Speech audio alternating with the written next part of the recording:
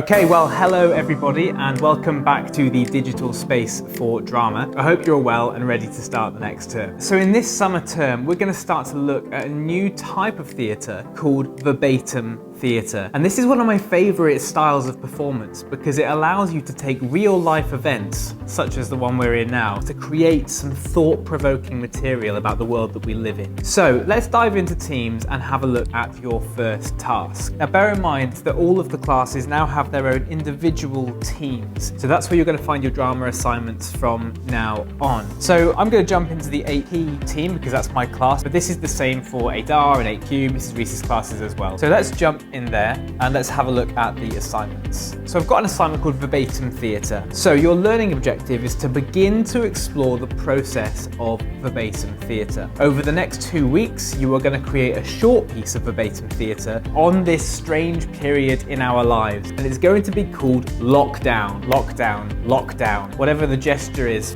Lockdown. So this is going to take a couple of weeks and it's going to span over 3 of your lessons. And I'm going to break it down for you in these videos. The first thing that we'd like you to do is to read this short explanation of what verbatim theatre is and what it's about, and then go to this YouTube link, What is Verbatim Theatre? It's going to take you to YouTube with the National Theatre to give you a little bit more information. Nice and simple. So once you've watched that, you're going to jump over to task 2. And what you'll have noticed from that video is that research is really, really important in creating any type of drama in this style. So think about and write down 5 questions you could ask at least 3 members of your family about lockdown.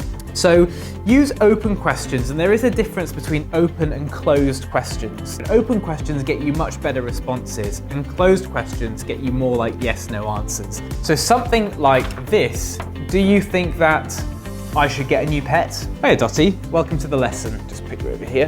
Thanks very much. Well, yes or no. It's a kind of a straightforward kind of answer. Open questions are the best way forward. So why do you think this has happened? That is a much better question and allows the person you're asking to expand a little bit more on what they think. If you can get people talking about their feelings, that's even better. So something like this: how does the lockdown make you feel? We've all got an opinion on that, and so that's often a really good way of getting some good responses. But if you are stuck, there are a few questions there to get you started, but please create your own as well.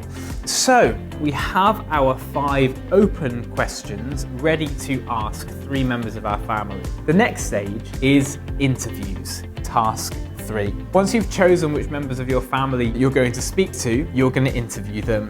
And ideally, we'd like you to record those answers. Do make sure that you ask permission before you start recording people without them knowing, because we don't want to get into trouble. But while you are doing that, listen to and watch them very, very carefully. Look at how they use their faces, their hands, how they move.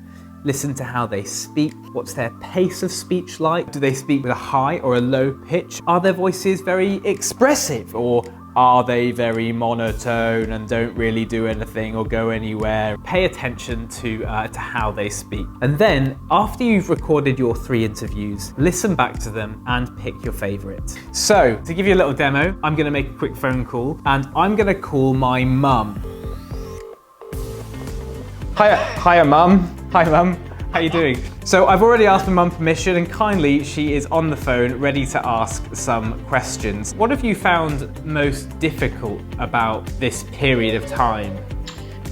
Not being able to see family, particularly grandchildren, and I think I've taken things less for granted. How else have you been using your time then? How have you been getting through the days? I'm doing some homeschooling because me and my husband, we foster a 12-year-old boy. So I've had to learn a little bit about how to structure a day. We're using some of the lessons the school have put online. We're also teaching some life skills like baking and drying the dishes. And I walk my Labrador. I'm allowed to go outside to walk her. So I have some goals. I want to read some books. I haven't even had time yet. So I've actually been quite busy. Fantastic. Well, Mum, I'm going to say thanks so much for your time. Did you want to say hello and goodbye to Year 8? Yeah, continue with your studies even though you're at home. And yeah, try and enjoy the lockdown as much as you can. So there we go, that is my first interview out of 3 completed, and a big shout out to Mum there for being involved in this lesson. So just in summary, what you need to be doing in this lesson is read the description of Verbatim Theatre and watch the YouTube link, create 5 questions that are open that you can ask 3 members of your family, and then interview those 3 members of your family, record their responses with permission, of course, and that will then set us up for our second lesson where we're going to start to look at transcribing those interviews. I hope you enjoyed this lesson, and I'll see you very soon.